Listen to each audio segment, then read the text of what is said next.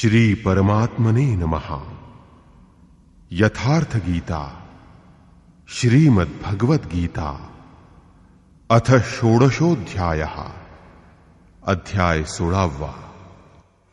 योगेश्वर भगवान श्रीकृष्णांची एखाद्या विषयावर भाष्य करण्याची विशिष्ट शैली आहे। त्यांची एक विशिष्ट पद्धत आहे। प्रथम त्या विषयाच्या वैशिष्ट्याचा उल्लेख करतात। तो उल्लेख पण असा असतो की लोक त्या विषयाकडे आकर्षित होतात।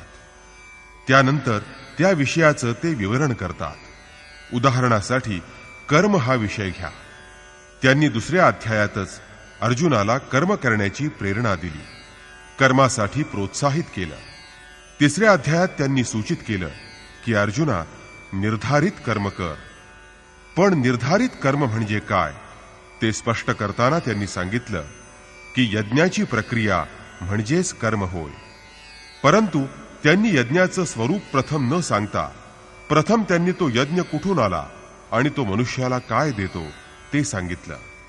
पुढे चौथ्या अध्यायात 13-14 विधी सांगून यज्ञाचं स्वरूप स्पष्ट केलं आणि सांगितलं की हे यज्ञविधी म्हणजेच कर्म होय। इथं कर्माचंही स्वरूप अगदी स्पष्ट केलं आणि सांगितलं की कर्माचा शुद्ध अर्थ म्हणजे योग, चिंतन, आराधना, आणि हे शुद्ध कर्म मनुष्याचं मन आणि इंद्रियांच्या क्रियांनी संपन्न होतं। या प्रकारे 9व्या अध्यायात त्यांनी दैवी आणि आसुरी संपदेवर भाष्य केलं आहे। त्यांचं वैशिष्ट्य सांगताना ते म्हणाले की अर्जुना, आसुरी स्वभावाचे लोक मला तुच्छ लेखतात।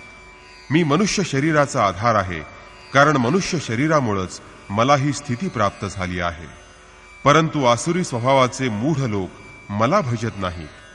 या उलट दैवी संपदेनं युक्त असणारे भक्तजन अनन्य श्रद्धेनं माझी उपासना करतात। तथापि दैवी आणि आसुरी या दोन्ही संपदांचं स्वरूप, त्यांची रचना या गोष्टींबाबत त्यांनी अद्याप चर्चा केली नाही। आता अध्याय 16व्यामध्ये त्या दोन्ही संपदांचं स्वरूप स्पष्ट केलं आहे। यामध्ये प्रथम त्यांनी दैवी संपदेचं लक्षण सांगितलं आहे। श्री भगवान वाच।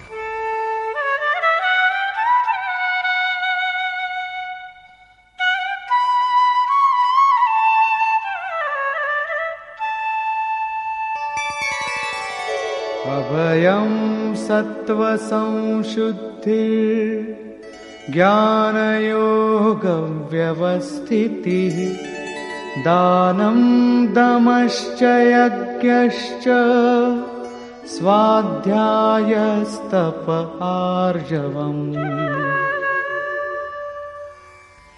निर्भयता, अंतःकरणाची शुद्धता म्हणजेच सात्विकता, तत्वज्ञानासाठी ध्यानात दृढ स्थिती किंवा निरंतर निष्ठा, सर्वस्वाचं समर्पण, इंद्रियांचा निग्रह, यज्ञाचं आचरण, जे स्वतः श्रीकृष्णांनी 4थ्या अध्यायात सांगितलं आहे।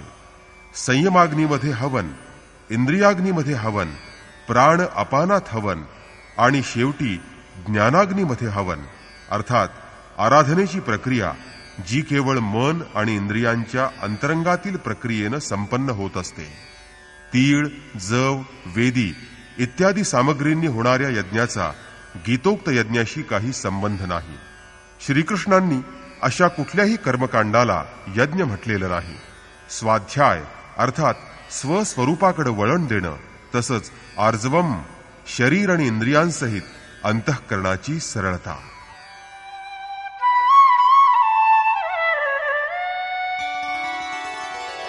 अहिंसा सत्यमक्रोधस् त्यागः शान्तिरपैशुनम् दया भूतेष्वलोलुप्त्वम् मार्दवम् ह्रीरचापलम्। अहिंसा म्हणजेच आत्म्याचा उद्धार, आत्म्याला अधोगतीकडे नेणं म्हणजेच हिंसा होय। श्रीकृष्ण म्हणतात, जर सावधानपूर्वक कर्मामध्ये निमग्न राहिलो नाही तर मी या संपूर्ण प्रजेला ठार मारणारा किंवा संपूर्ण प्रजेचा नष्ट करता आणि वर्णसंकर करता ठरेन।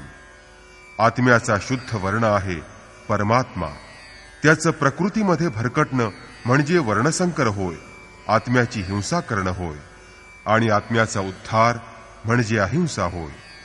सत्य, सत्य म्हणजे यथार्थ आणि प्रिय भाषण नव्हे. तुम्ही जेव्हा म्हणता की हे वस्त्र माझं आहे, तेव्हा तुम्ही काय खरं बोलत असता? यापेक्षा अधिक खोटी गोष्ट आणखी कोणती असेल? जर शरीरच आपलं नाही, ते नश्वर आहे, तर मग त्या शरीराला आच्छादणारं वस्त्र आपलं आहे असं कसं म्हणता येईल? वास्तविक सत्याचं स्वरूप योगेश्वरांनी स्वतः सांगितलं आहे की अर्जुना, सत्य वस्तूचा तिन्ही काळात अभाव असत नाही. आत्मा हेच सत्य आहे, तेच परमसत्य आहे. या सत्यावरच सतत लक्ष ठेवणं, त्याचप्रमाणे क्रोधाचा अभाव, सर्वस्वाचं समर्पण, शुभाशुभ कर्मफलाचा त्याग, चित्ताचं निरंतर स्थैर्य म्हणजेच चित्ताच्या चंचलतेचा अभाव, लक्ष्याच्या विपरीत असणारी निंद्य कृत्य न करणं, सर्व प्राणिमात्रांच्या ठिकाणी दयाभाव, इंद्रियांचा विषयांशी संयोग झाल्यानंतरही त्यामध्ये आसक्त न होणं, कोमलता, आपल्या लक्ष्यापासून विमुख होण्यात वाटणारी लज्जा, निरर्थक चेष्टांचा क्रियांचा अभाव, तसंच तेजः क्षमा धृतिः शौचम् अद्रोहो नातिमानिता भवन्ति सम्पदं दैवीम् अभिजातस्य भारत. तेज जे एकमात्र ईश्वरात आहे, त्या तेजानं तो कार्य करत असतो. महात्मा बुद्धांची दृष्टी अंगुलीमालावर पडताच त्याच्या विचारात बदल झाला, हा त्या तेजाचा परिणाम होता. ज्याच्यामुळं कल्याणाची निर्मिती होते ते तेज बुद्धामध्ये होतं. त्याचप्रमाणे क्षमा, धैर्य, शुद्धता अर्थात पावित्र्य, मनामध्ये शत्रुत्वाची दुष्ट भावना नसणं, अभिमान नसणं, ही सर्व दैवी संपदेची लक्षणं आहेत. या प्रकारे दैवी संपदेची 26 लक्षणं सांगितली आहेत. ती सर्वच्या सर्व योग साधनेत परिपक्व असणाऱ्या पुरुषामध्ये दिसून येतात. हे अर्जुना, आंशिक रूपानं ती तुझ्यामध्येही निश्चितपणे आहेत. तसंच आसुरी संपदेनं युक्त असणाऱ्या मनुष्याला सुद्धा कल्याणाचा अधिकार असतो. आता आसुरी संपदेची प्रमुख लक्षणं सांगताना ते म्हणतात,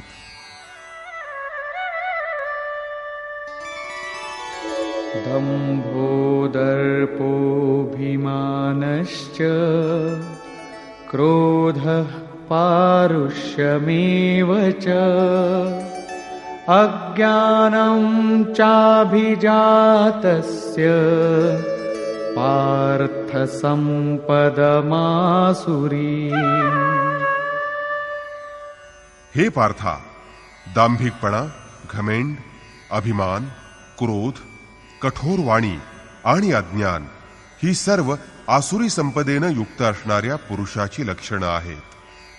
या दोन्ही संपदांचं कार्य काय असतं?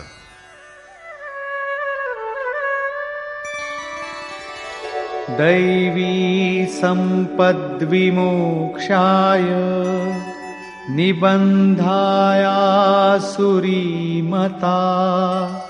मा शुचः संपदं दैवी अभिजातोऽसि पांडव.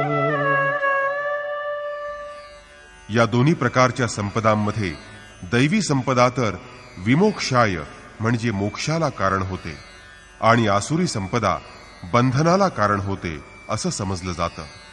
हे अर्जुना, तू दैवी संपदेच्या गुणांनी युक्त आहेस, तेव्हा तू शोक करू नकोस. तुला मोक्ष प्राप्ती होईल, अर्थात तू मला प्राप्त होशील. या संपदांचा वास कुठं असतो?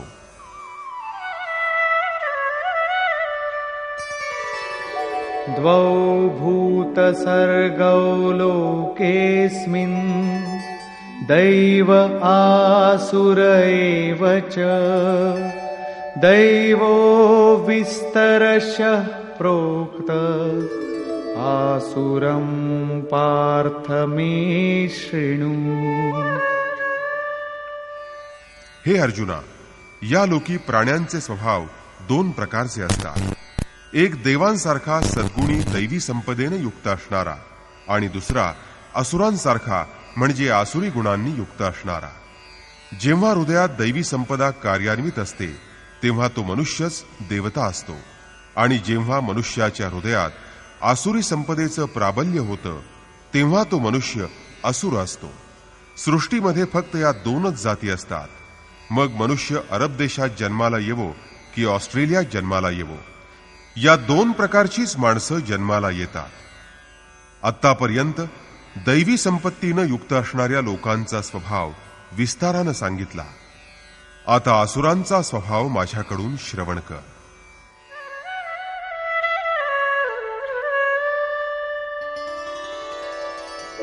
प्रवृत्तिंच निवृत्तिंच जना न विदुरासुरा न शौचं नापि चाचारो न सत्यं तेषु विद्यते.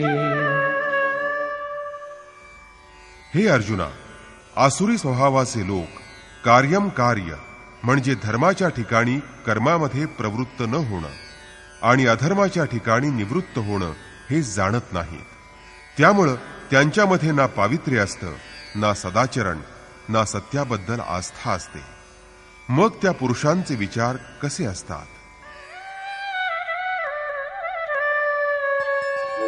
असत्यमप्रतिष्ठं ते जगदाहुरनीश्वरम् अपरस्परसम्भूतं किमन्यत् कामहेतुकम्.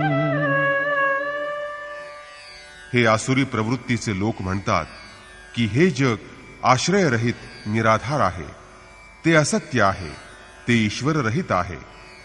स्त्री पुरुषांच्या परस्पर संयोगातून आपोआप निर्माण झालं आहे, म्हणून ते फक्त भोग भोगण्यासाठी आहे.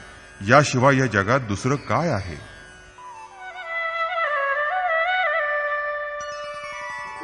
एतां दृष्टिमवष्टभ्य नष्टात्मानोऽल्पबुद्धयः प्रभवन्त्युग्रकर्माणः क्षयाय जगतो हिताः.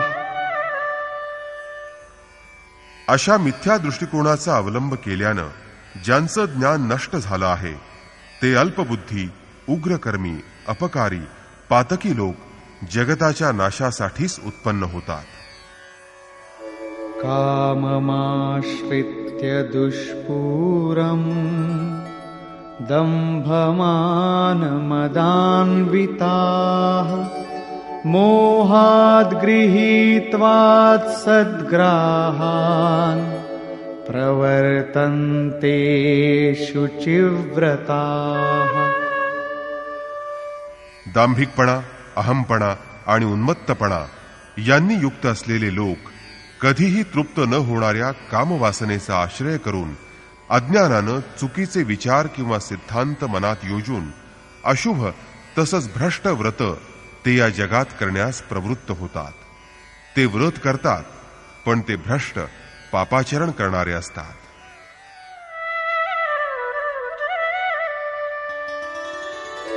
चिन्तामपरिमेयाञ्च प्रलयान्तामुपाश्रिताः कामोपभोगपरमा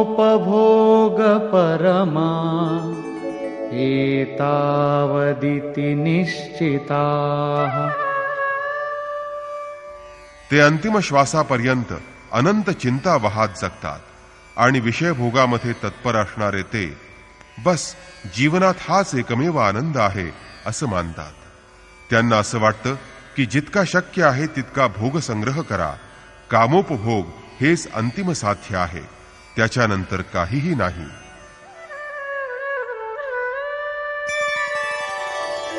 आशापाशशतैर्बद्धाः कामक्रोधपरायणाः ईहन्ते कामभोगार्थम् अन्यायेनार्थसञ्चयान्। आशारूपी शेकडो फासांनी एका फासानच लोक मरून जातात. इथं शेकडो फासांनी बांधले गेलेले, बद्ध झालेले, कामक्रोध परायण असलेले, विषयभोगांच्या पूर्तीसाठी अन्यायाच्या मार्गानं पुष्कळ द्रव्यसंचय करण्याची हाव धरतात. त्यामुळं धनाच्या लोभानं रात्रंदिवस ते असामाजिक कामं करण्यास प्रवृत्त होतात. ते पुढे म्हणतात,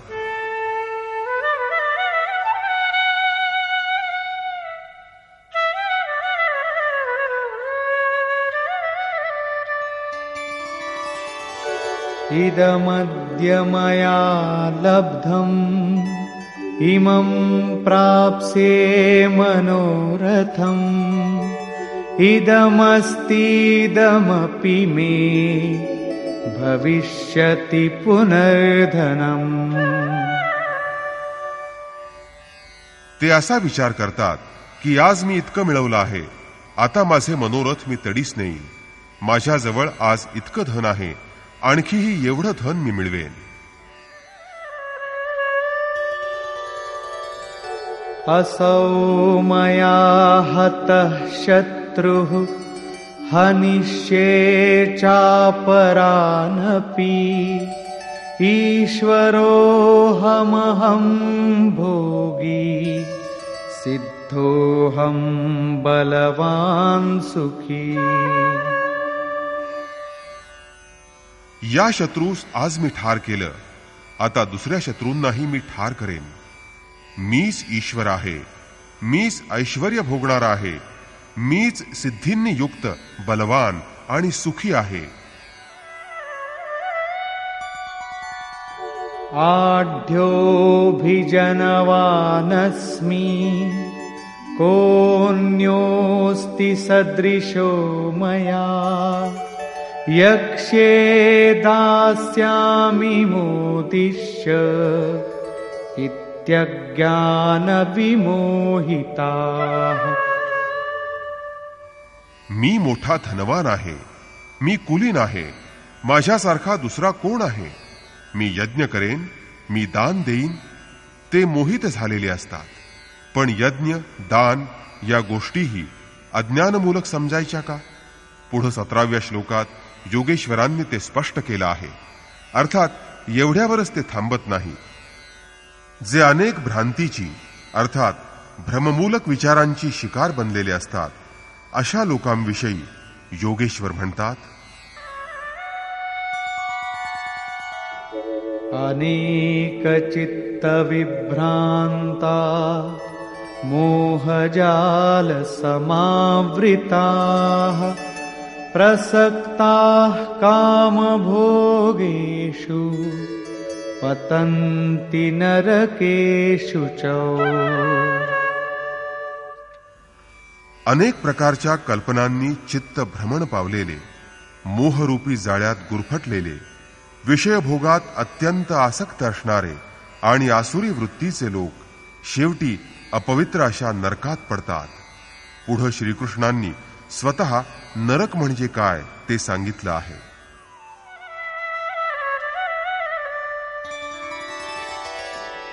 आत्मसंभाविता स्तब्धा धनमानमदान्विता यजन्ते नाम यज्ञैस्ते दंभेनाविधिपूर्वकम्।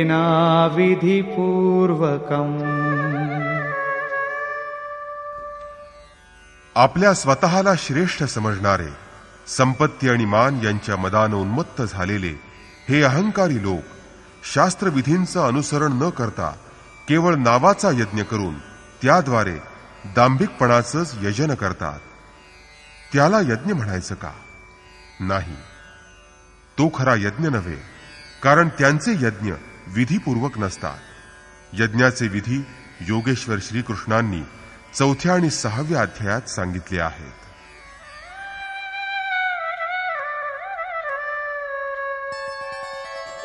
अहंकारं बलं दर्पं कामं क्रोधं च संश्रिताः मामात्मपरदेहेषु प्रद्विषन्तोऽभ्यसूयकाः. ते दुसऱ्यांची निंदा करणारे अहंकार, सामर्थ्य, घमेंड, कामवासना आणि क्रोध या दुर्गुणांनी भरलेले लोक आपल्या स्वतःच्या आणि दुसऱ्याच्या शरीरात स्थित असणाऱ्या माझा म्हणजे परमात्म्याचा द्वेष करतात. शास्त्रविधीनं परमात्म्याचं स्मरण हा एक यज्ञ आहे. जो या विधींना सोडून केवळ नावापुरते यज्ञ करतो किंवा यज्ञाच्या नावावर काही ना काही भलतंच करतो, तो आपल्या आणि दुसऱ्यांच्या शरीरात वास करणाऱ्या मज परमात्म्याचा द्वेष करणारा असतो. ते लोक द्वेष आणि निंदा करतच राहतात, पण तरीही ते तरुण का जातात, वाचू का शकतात? यावर श्रीकृष्ण सांगतात, नाही.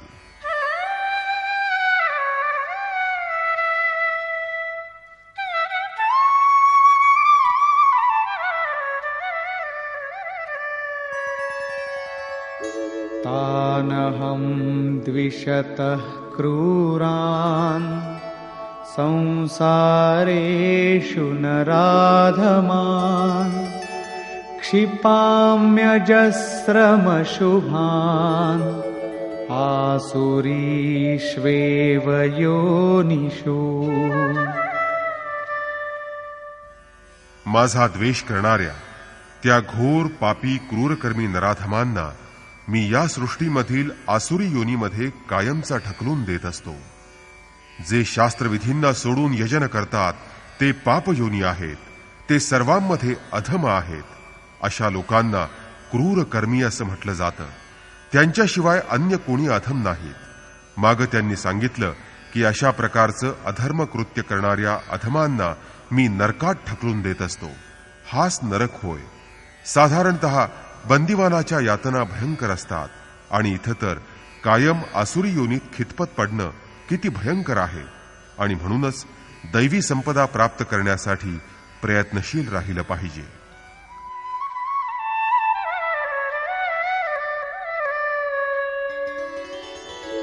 आसुरीं योनिमापन्ना मूढा जन्मनि जन्मनि मामप्राप्यैव कौन्तेय ततो यान्त्यधमां गतिम्.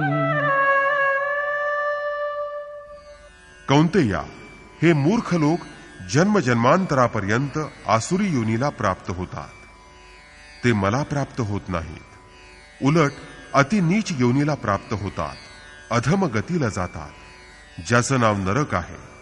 आता नरक कसा उत्पन्न होतो ते पहा.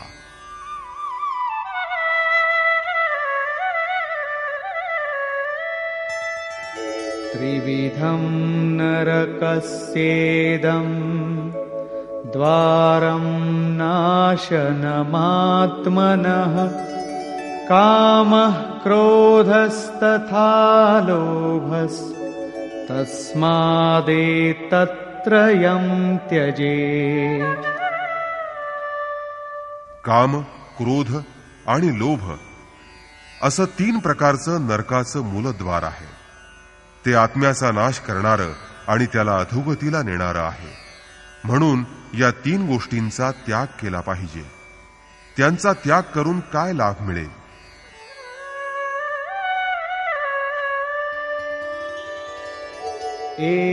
एतैर्विमुक्तः कौन्तेय तमोद्वारैस्त्रिभिर्नरः आचरत्यात्मनः श्रेयः ततो याति परां गतिम्. कौंतेया, नरकाच्या या 3 द्वारांपासून मुक्त झालेला पुरुष आपल्या परम कल्याणासाठी अशा प्रकारचं आचरण करतो की ज्यामुळं त्याला परमगती प्राप्त होते, अर्थात तो मला प्राप्त होतो. या 3 विकारांचा त्याग केल्यानंतर मनुष्य नियत कर्म करू लागतो आणि त्याचा परिणाम परमश्रेय असतो. त्यामुळे त्याला श्रेष्ठ गती मिळते.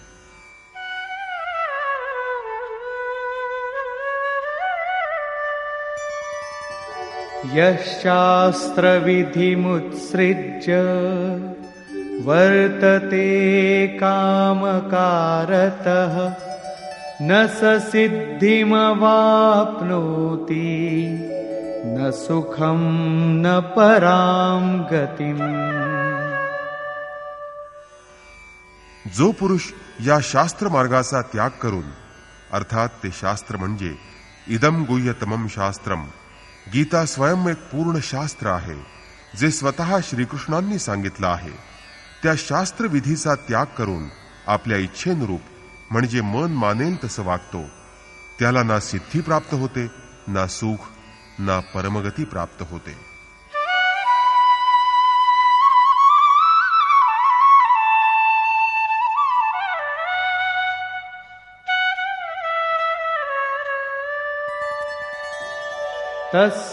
तस्माच्छास्त्रं प्रमाणन्ते कार्याकार्यव्यवस्थितौ ज्ञात्वा शास्त्रविधानोक्तं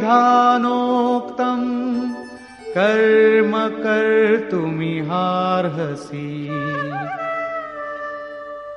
यासाठी हे अर्जुना, कर्तव्य कोणतं आणि अकर्तव्य कोणतं, म्हणजेच मी काय करणं योग्य आणि काय करणं अयोग्य, ही व्यवस्था जाणून घेण्यासाठी शास्त्र हेच तुला प्रमाण आहे.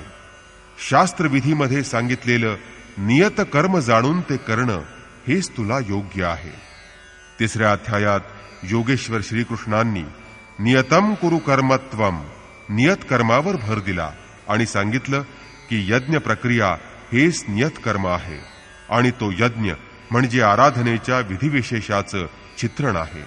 हे शास्त्रविधी मनाचा सर्वथा निग्रह करून साधकाला ब्रह्मामध्ये प्रवेश देववतात. इथं त्यांनी सांगितलं की काम, क्रोध आणि लोभ ही नरकाची 3 मुख्य द्वारं आहेत. या 3 विकारांचा त्याग केल्यानंतरच त्या कर्माचा म्हणजे नियत कर्माचा आरंभ होत असतो. या कर्माचं आचरण परमश्रेय आणि परमकल्याण देणारं असतं, हे मी वारंवार सांगितलं आहे. बाहेर सांसारिक कार्यात तो जितका व्यस्त असतो त्यापेक्षा अधिक काम, क्रोध आणि लोभ त्याच्यामध्ये जास्त गुंतलेला असतो. कर्म ही अशी वस्तू आहे की जी काम, क्रोध आणि लोभ यांचा त्याग केल्यानंतरच तिच्यामध्ये प्रवेश मिळतो. ते कर्म आचरणामध्ये प्रवाहित होतं. जो मनुष्य शास्त्रविधींचा त्याग करून आपल्या इच्छेप्रमाणे आचरण करतो, अशा मनुष्याला सुखसिद्धी किंवा परमगती प्राप्त होत नाही. आता कर्तव्य आणि अकर्तव्य यांच्या व्यवस्थेमध्ये शास्त्र हे एकमात्र प्रमाण आहे. तेव्हा शास्त्रविधीच्या नुसार तू कर्म करणं उचित ठरेल आणि ते शास्त्र आहे गीता. निष्कर्ष. या अध्यायाच्या आरंभी योगेश्वर श्रीकृष्णांनी दैवी संपदेचं विस्तारानं वर्णन केलं आहे, ज्यामध्ये ध्यानात निमग्नता, सर्वस्वाचं समर्पण, अंतःकरणाचं पावित्र्य, इंद्रियांचा निग्रह, मनाची शांती, स्वरूपाचं स्मरण देववणारं अध्ययन, यज्ञासाठी प्रयत्न, मनासहित इंद्रियांचं तापणं, अक्रोध, चित्ताचं शांतीपूर्वक प्रवाहित राहणं इत्यादी 26 लक्षणं त्यांनी सांगितली आहेत. ती सर्व लक्षणं परमात्म्याच्या समीप पोहोचलेल्या योग साधनेत निरंतर प्रवृत्त असणाऱ्या साधकामध्येच दिसून येतात. अल्प प्रमाणात मात्र ही लक्षणं सर्वांमध्ये असतात. त्यानंतर त्यांनी आसुरी संपदेमध्ये दिसून येणारे काही विकार सांगितले, जसे अभिमान, दांभिकता, कठोरता, अज्ञान इत्यादी.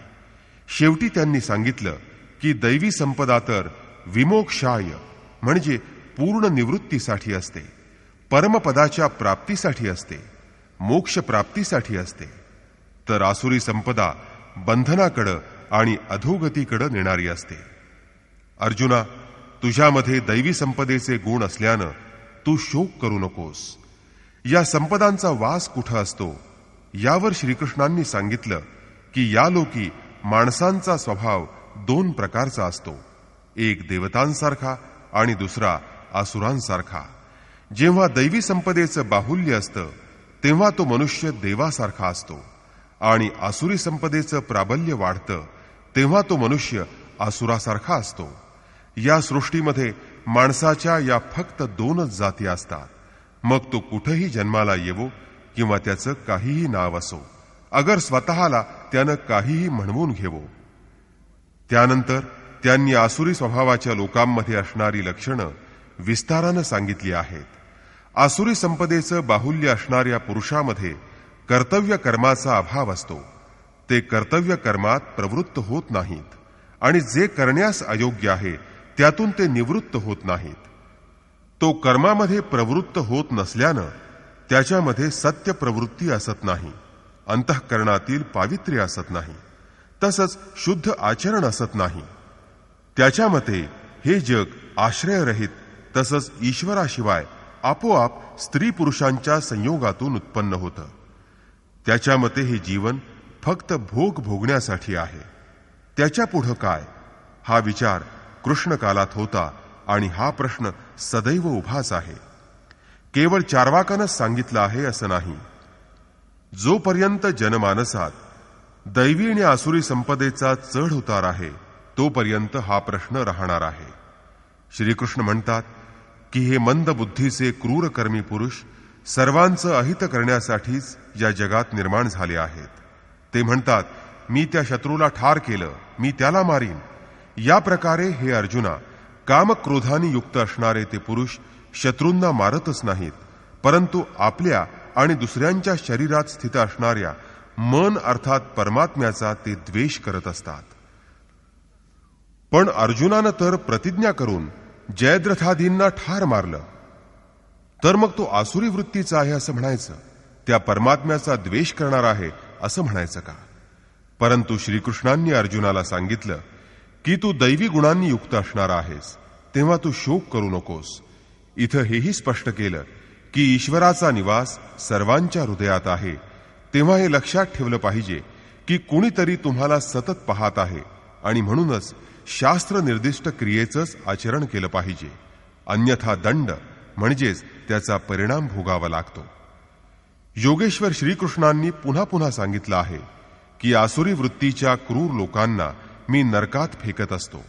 नरकाचं स्वरूप सांगताना ते म्हणतात की वारंवार नीच किंवा अधम योनीत फेकलं जाणं हेच नरकाचं स्वरूप आहे. काम, क्रोध आणि लोभ ही नरकाची 3 द्वारं आहेत. या 3 विकारांवरच आसुरी संपदा टिकून आहे. या 3 गोष्टींचा त्याग केल्यानंतर मी वारंवार सांगत असणाऱ्या कर्माचा आरंभ होतो. कर्म म्हणजे अशी वस्तू आहे की जिचा आरंभ काम, क्रोध आणि लोभ यांचा त्याग केल्यावरच होत असतो.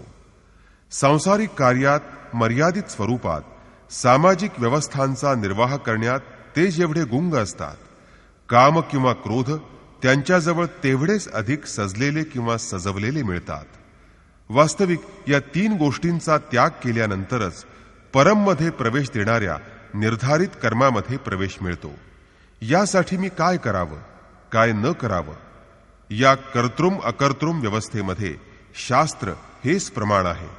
कोणतं शास्त्र? हेच गीताशास्त्र. किमन्यैहि शास्त्र विस्तरई, यासाठी या शास्त्रानं निर्धारित केलेलं विशिष्ट कर्म म्हणजेच यथार्थ कर्म तू कर. या अध्यायात योगेश्वर श्रीकृष्णांनी दैवी आणि आसुरी अशा दोन्ही संपदांचं विस्तारपूर्वक वर्णन केलं आहे, आणि त्यांचं स्थान मानव हृदय आहे असं सांगितलं आहे. त्याचप्रमाणे त्याचं फळही सांगितलं आहे. ओम तत्सदिति श्रीमद्भगवद्गीतासु उपनिषत्सु ब्रह्मविद्यायां योगशास्त्रे श्रीकृष्णार्जुन संवादे दैवासुर संपद विभाग योगो नाम षोडशोऽध्यायः. याप्रमाणे श्रीमद्भगवद्गीतारूपी उपनिषदातील ब्रह्मविद्यांतर्गत योगशास्त्रातील श्रीकृष्ण आणि अर्जुन यांच्या संवादातील दैवासुर संपद विभाग योग नावाचा 16वा अध्याय समाप्त झाला. इति श्रीमत्परमहंस परमानंदस्य शिष्य स्वामी अडगडानंद कृते श्रीमद्भगवद्गीतायाः यथार्थ गीता भाष्ये दैवासुर संपत विभाग योगो नाम षोडशोऽध्यायः. अशा प्रकारे श्रीमद परमहंस परमानंदजींचे शिष्य स्वामी अडगडानंद कृत श्रीमद्भगवद्गीतेवरील भाष्य यथार्थ गीता यामधील दैवासुर संपद विभाग योग नावाचा 16वा अध्याय समाप्त झाला. हरिओम तत्सत.